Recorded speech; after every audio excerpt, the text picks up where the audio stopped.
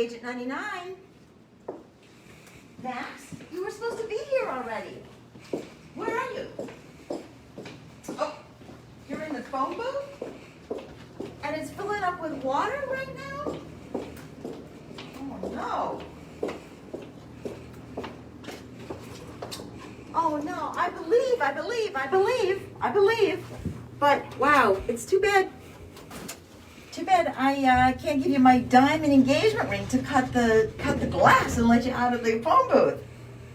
Wait, it's not real? It's not a real diamond engagement ring? Oh, Max. Oh no. All right. Well, listen, you know what? I'm at the gallery already.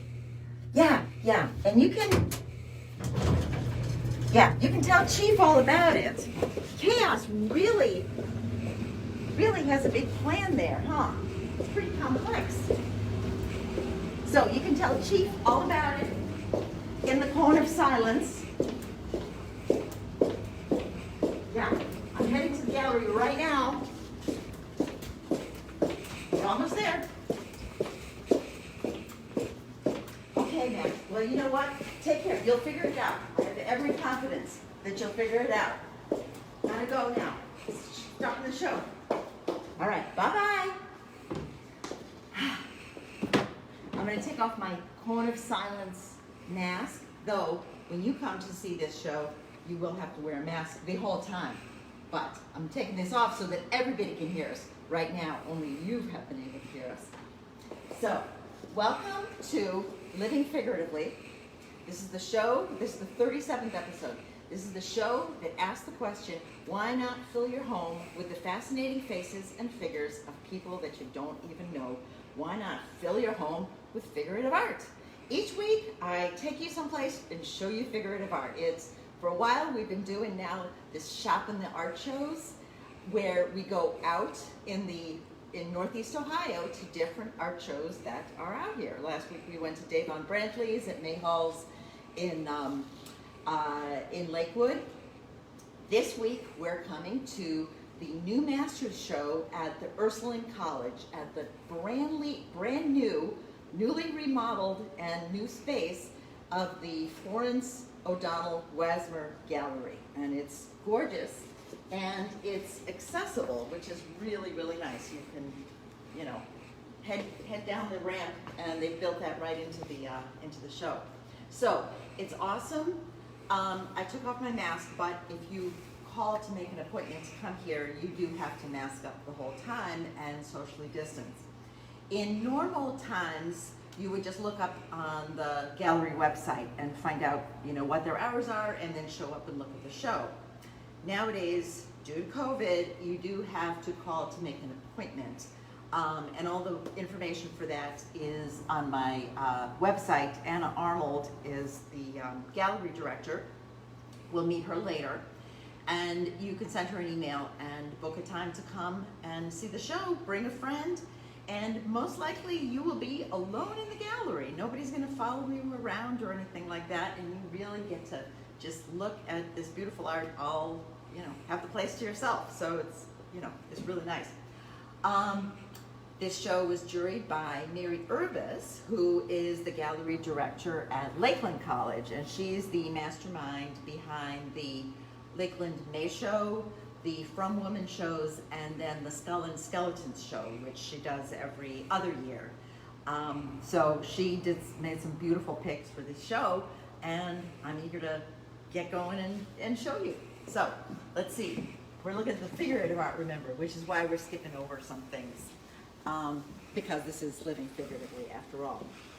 So I'm going to show you my favorite piece here in the show, which, it's sold. Oh no.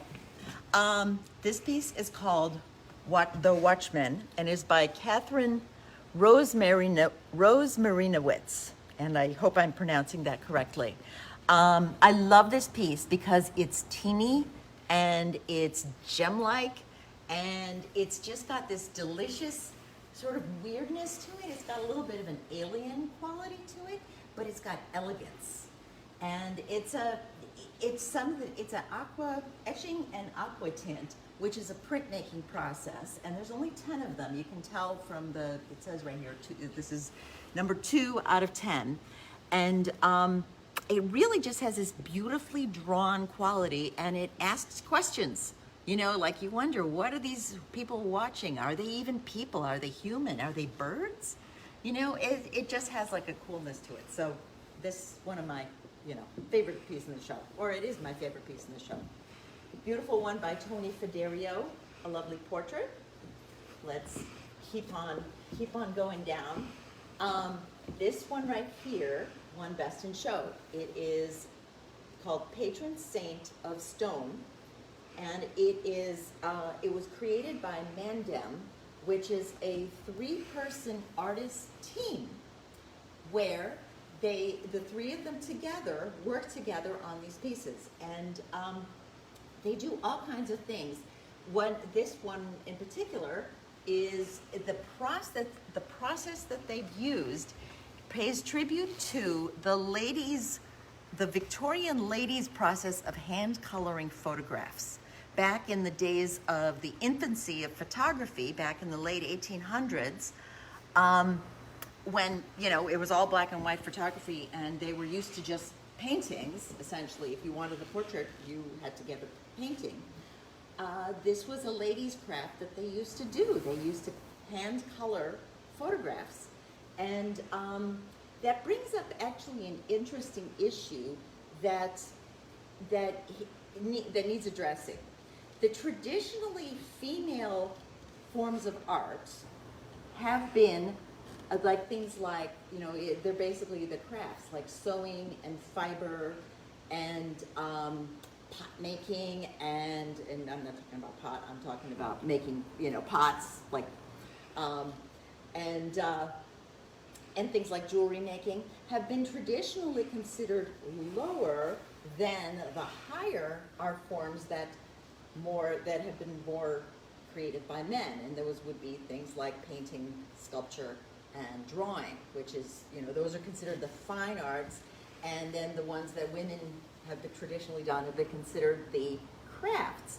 And I see that is kind of changing, because a lot of the craft things have been brought into the fine art museums and galleries, as evidenced by this one right here, that they've purposely paid tribute to the hand coloring photographs with an edgy application. A lot of the work that they do deals with reimagining mythology and religion, which, you know, that sounds familiar because a lot of figurative artists are doing that. It's just rich with material that you can use. So they won Best in Show for that, and it's absolutely beautiful. Let's keep on going down here. See what we have. Right here, we've got a little bit of a portrait corner. Okay, we've got Nancy Lick's portrait here in the corner. We've got Denise Ziganti, Denise Ziganti's piece called Micromanaged at 100pounds.net. And this one is a perfect example of the elements of craft being brought to fine art by, you know, creating a figurative work and a portrait from it. And there's a little bit of a subtle statement, or maybe not so subtle, social statement about beautiful women's bodies being commodities, essentially. So, you know, at 100 pounds, micromanaged at 100pounds.net. So we'll go on. This one right here you may recognize. It's actually my piece in the show. It's called Maria Incognito in Kimono. It's from my Chicks with Balls project. And this one is all about how when you're a woman of a certain age, you can be overlooked, and I've done that by showing her in one of her beloved kimonos. This is Maria, who collects kimonos, and she's an awesome person, a traveler of the world, an artist, and it's a damn shame if she gets overlooked. So, you know, we don't want to overlook her, but she can be, because she's a gray-haired woman of a certain age. So that's why Maria Incognito is red on red. We're going to keep on going. This one right here is another one where craft is elevated to the level of portraiture and fine art by creating this portrait from simple sewn quilted shapes. This one, the artist is Barbara Eady, and she really, you know, it's hard to figure out what those exact simple shapes will be that will actually say what you want it to say with, you know, with a portrait. And to me, these girls, whether they're sisters or whether they're friends, they have each other's back, and that shines through in this beautiful, beautiful portrait. Whenever you have two figures together, it creates a little bit more of a narrative than a simple portrait where it's one person. So when you have two figures together, it brings it into the world of contemporary figurative realism, and there's maybe a little bit of a story. So we're going to come over here to this one by Shyvonne Coleman, where she has created this little story. This one is called Mama Fasa and Ama, and it is a linoleum print. So she's got all this gorgeous detail in there, and because it's a linoleum print, there's a cutting process. So it's not, strictly speaking, where you're drawing and you have all the drawing tools at your disposal to just, you know, make the shapes be exactly what you want them to be. So she's got a lot of these straight lines, and yet these are nice, solid, good figures. And even the patterns on the clothing, they're very detailed, but they don't distract from it. They really, they just complement the pose of this beautiful piece. We'll come on down here. Deborah Butler has created this one, which I'm going to call this one a figurative piece. It's called Time is of the Essence. It is a statement on climate change and how time is running out. Things are dying, birds are dying, we're dying. It has a figurative sensibility to it because, you know, we've got the skull as the head, and the gesture created by the antlers and created by the DNA strand. A lot of artists that talk about climate change and environmental issues in their work don't use figurative art to do it. They, like, for instance, I'm thinking of Judith Brandon, who does these amazing swirly weather-related drawings they're like multimedia drawings. She's got all kinds of things going on in there. She's got clouds shaped like animals that are, you know, going extinct. And then she's got weather and, you know, the crazy way that the weather's going because of climate change. So, you know, she uses atmospheric landscape to tackle climate change. Deborah Butler is using figurative art to tackle climate change, which I think is kind of amazing. Speaking of amazing, right here in the corner, we have this little beauty by Betty Skufka, who, Betty herself is amazing. She is over 90 years old, I believe. I think she's hit the 90 mark.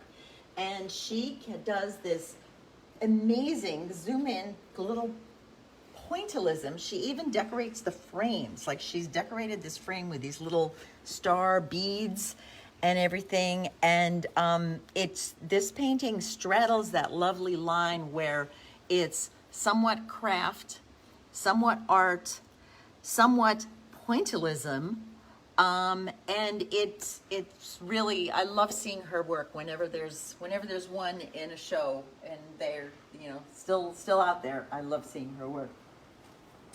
Samantha Bias, who you may recognize from 2 weeks ago when we went to the Valley Art Center. She had a couple of her skeleton leaf photographic prints there, and she's got a couple more here. These ones are actually, if you can believe it, self-portraits. It's called Black Dahlia in Repose, and they have this lovely frog-like appearance to them, and yet they are also self-portraits. So they're figurative, but they have kind of a little bit of a frog feel to it. So they're awesome, awfully cool. Samantha Bias actually has the distinction of winning top 5 artist in Cleveland from C Magazine. So congratulations to you, Samantha, on that.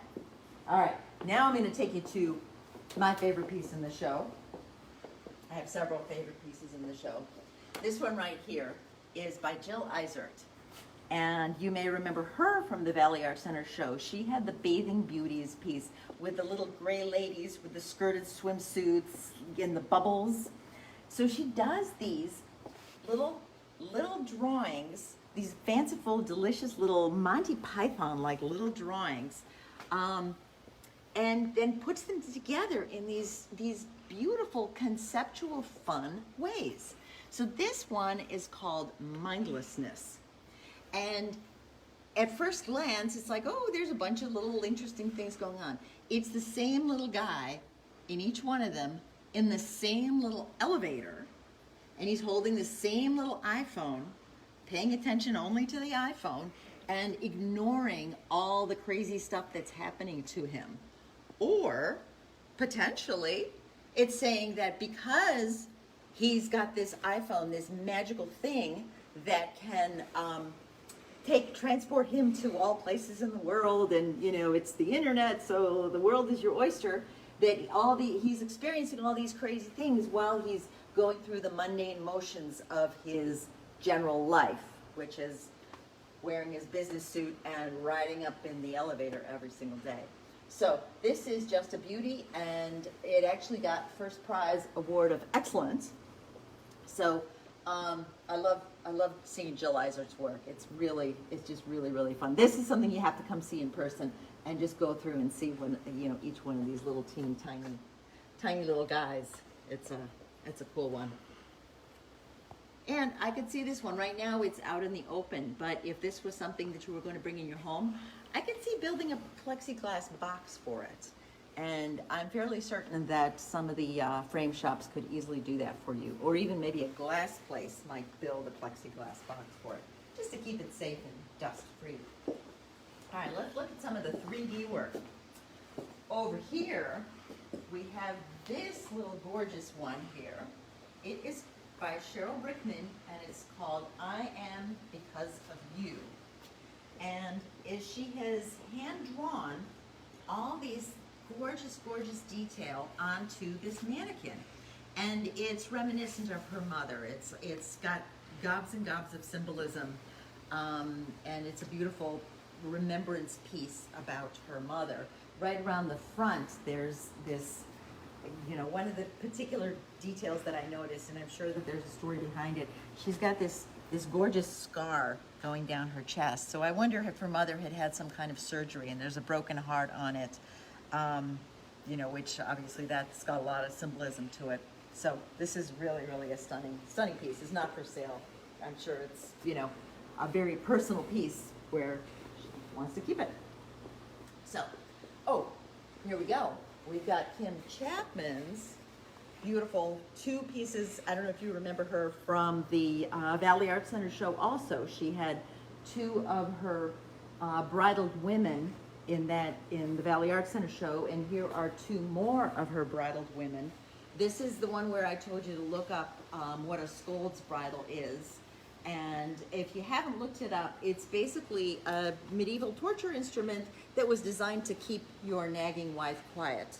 And she's done that with these beautiful multi-textured sculptures. And they're, really cool. So look up Scold's Bridle. You might be kind of skeeved out by it a little bit. All right, let's come to this corner where right here we've got a couple pieces with Deb Silver's beautiful piece in the middle. There's 2 pieces that both speak to our times, our COVID times. This one right here by Cynthia Brewster, and it's called Message Conveyed. It's the hands on the face, the sort of whimsical, fun, Home Alone kind of thing. It also speaks to our times where kids are, they're having these completely different lives than they're used to. And yes, they're afraid, and yes, they miss their friends, and yes, school's all weird now and everything. But possibly there's also sort of an element of like excitingness to it, where, everything's different. It's like this 9-month-long snow day. You don't have to go to school anymore. You get to sit in front of the computer all day. It reminds me of 20 years ago when 9/11 happened, that morning, when 9/11 happened, I got, on an impulse, I went to go pick up my first grader because I thought for sure the 5th target would be Parkside Elementary School in Solon. So I went to pick him up from school and bring him home. And, you know, and he was like, whoa, you're picking me up from school to come home and watch TV. Oh, how, you know, it was like exciting, even though, you know, it was horrible and tragic. So like we sat and we were watching the 9/11 coverage, and after about 20 minutes or so, he wanted to change the channel to Nickelodeon. But I really wanted to express to him the, you know, the situation, the gravitas of the situation. So, you know, I can see with kids, there would be an element of excitement because just things are different and weird. The other painting that expresses our times, and it's in, you know, stark contrast, is Melissa Harris's beautiful one here, which I'm going to say the title the right way: Essential, period, Being, period. And basically, she is questioning the whole concept of where some workers are called essential workers. And ironically, the essential workers are the least paid workers and the ones who normal times are the least considered. They're the cashiers and the grocery clerks and the drugstore clerks and the orderlies and the janitors and the people that restock the toilet paper, you know, but they are now essential workers. And I know that Melissa has spent time as an essential worker, as working at a big box store. And, you know, dealing with all the mask issues where people won't wear their mask, where, you know, people don't follow the social distancing rules and, you know, potentially make you sick. So, you know, in this painting, it's a self-portrait. She is so beautifully expressed, you know, the hopelessness, the despair, the resilience, the quiet acceptance, but also there's this glow, you know, where I'm not even going to say it's optimism, but it's got this beautiful glow to it where there is light at the end of the tunnel, maybe, you know, maybe the whole, you know, I like to see the good in everything, and maybe there is a little bit of hope expressed in this quite, you know, poignant, weighty piece. So it's absolutely gorgeous. Another one of my favorite pieces in the show. All right, let's come around right here to Gwen Wait's piece. And I don't know if you all remember Gwen Wait's work from the Group 10 Gallery show about 2 months ago when I took Living Figuratively on the road to the Group 10 Gallery in Kent, where Jen Omates and I had juried the show, and we gave Gwen Wait Best in Show for a different piece, not for this one, for another one of her wall assemblages. This one right here is called What Are You? And it is in reference to the racist question that she gets all the time because of her Asian heritage. And it's full of these lovely little pointed details. You know, the erasers especially just are, they're beautiful. She's got these racial slurs on the erasers, basically symbolizing that, you know, you can erase a human being, a fully complex, nuanced human being, with one word, with one racial slur. She's got the ice picks on the top, and I had actually asked her if that was a specific, you know, signified a specific something, and she gave me 3 reasons why she uses the ice picks. Number one, for their aesthetic look, because they really are very, you know, they've got violence to them. Also because she feels like it chips away, asking these racist questions chips away at the culture, chips away at the humanity of the person. And also because she gets kind of angry and she feels kind of like, I don't like this, you know, like it sort of has a three-part symbolism. So it's a beautiful, beautiful piece by Gwen Wait. Now, we're going to finish up the last piece that I want to draw everybody's attention attention to is Sea Serpent over here by Lisa Kenyon. Lisa Kenyon is a sculptor, and this is a bronze sculpture, which won, I'm not sure it won, third prize. It won third prize. Mary Urbas gave it third prize, and it's gorgeous. For those of you that don't know how bronze sculpture is made, I had to research it, and I asked Lisa about it too. I'm going to give you the process in a nutshell, and it's already kind of long. Okay, so bronze sculpture, the sculptor makes it out of clay. Then the clay dries.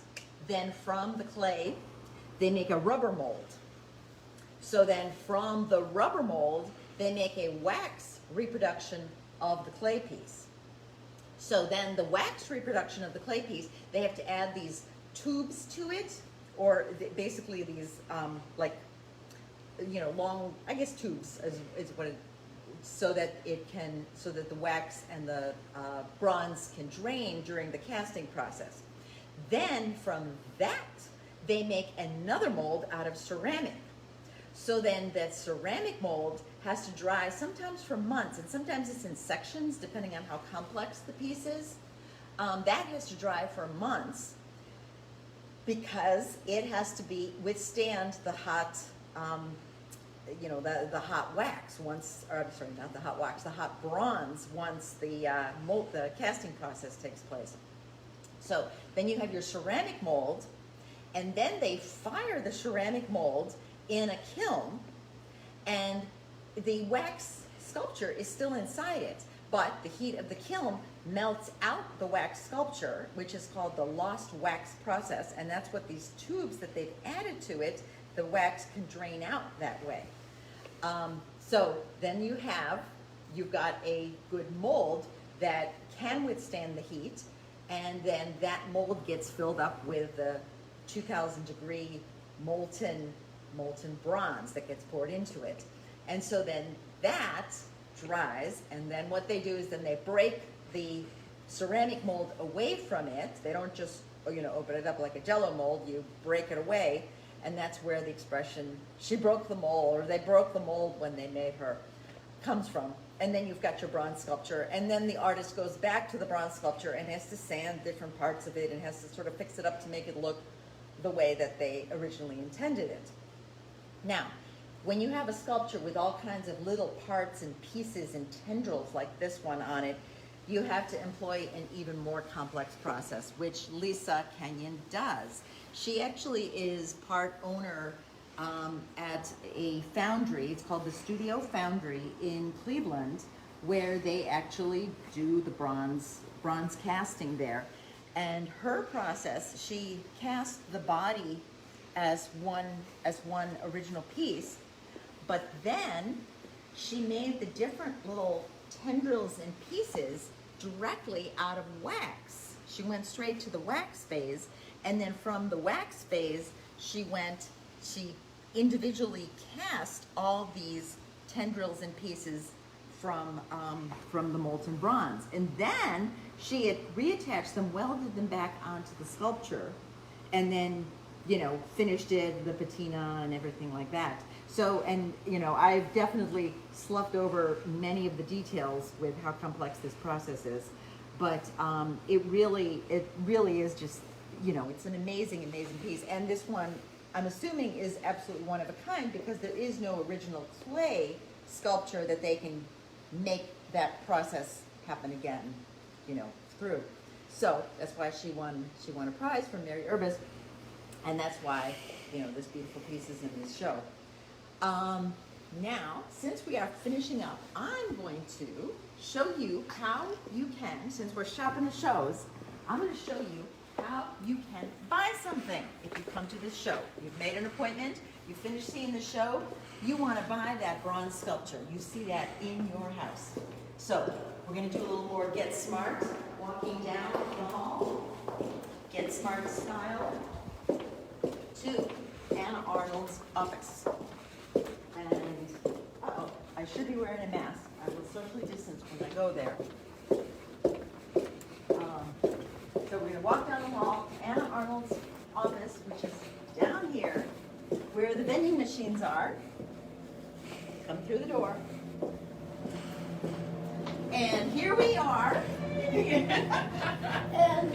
look how interesting. Oh, we're a little behind times. That's interesting. It's like there's a little delay. So this is Anna Arnold, who is the one that came up with the whole New Masters concept. Hey there. And there we are. We'll turn down the sound. And you know what? This is actually probably a great place to introduce and say the whole New Masters concept. In fact, would you like to tell them more? What? Okay. I think this is 2018 when I came up with the idea. I was looking at the old masters, all men, mostly men, and I'm like, you know what? Why don't we have the new masters, women artists of Northeast Ohio, and just like honor all the women artists who are here? There's so many of us. So I thought that would be just like a beautiful, beautiful concept, and we're going to keep it going. We got funding for this, so this is New Masters 2. Yes, this is just the second one, right? So we can just keep on brand going. New, beautiful space. Yeah. And I want to thank you. That was such a beautiful presentation that you Thank did. you. It's Thank excellent. you. It's a gorgeous show. It's like it's a beautiful Yes. show. Yeah, and I had one more thing to say about the whole New Masters concept. Yes. Basically, there's a lot of artists out there, experts that say that there shouldn't be shows that exclude or include people based on gender, race, religion, things like that. It should be all just about the art. But the equity with women artists has only just even been addressed, like in the past decade or so, maybe 2 decades, since the Guerrilla Girls kind of brought that to the forefront. And you need targeted shows in order for the experts, the curators, to see that these artists, because artists need to be seen, and that's the bottom line. And rewarded. And rewarded, Yeah, exactly. Right. Yeah. So that's I guess that's it for tonight. Thank you all for joining me for Living Figuratively at the Wasmer Gallery at Ursuline College, and send an email or call Anna Marie Arnold, who is the gallery director, to make an appointment to come see this show. You can check out all the gallery hours. It's on their website. It's all on my website too. And come see the show. It'll be here till January 29th. So if you do buy something, you won't get to take it home until January 29th, but you can take a picture of it and give that in your Christmas stocking or your Hanukkah stocking, which, happy Hanukkah to everybody that's going to celebrate that tomorrow. Happy Hanukkah. And thank you all for joining me tonight for Living Figuratively. Next week, we're going back home, and the show is going to be called This Place is a Wreck. A wreck room. Hopefully it won't be a wreck. So same bad time, same bad channel, next Thursday night, December 17th, 6 p.m. Eastern Standard Time. Y'all come back now, you hear?